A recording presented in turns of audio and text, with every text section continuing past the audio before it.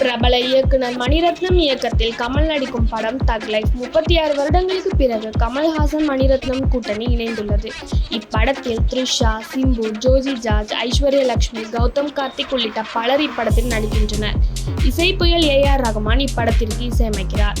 Action படமாக உருவாகும் இப்படத்தின் படப்பிடிப்புகள் நடைபெற்று வருகின்றன. மேலும் இப்படத்தில் கமல்ஹாசன் 3 வேடங்களில் நடிக்கிறார். கமல்ஹாசனுடன் சிம்பு இணைந்து நடிப்பது இதுவே முதல் முறை.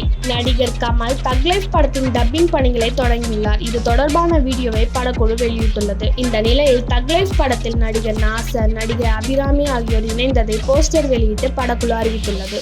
கமல்ஹாசன் நடித்த பல படங்களில் நாசர் முக்கிய கதாபாத்திரங்களில் நடித்துள்ளார். அது மட்டுமில்லாமல் நடிகை அபிராமி விருமாண்டி படத்தில் கமல்ஹாசன் ஜோடியாக நடித்தார்.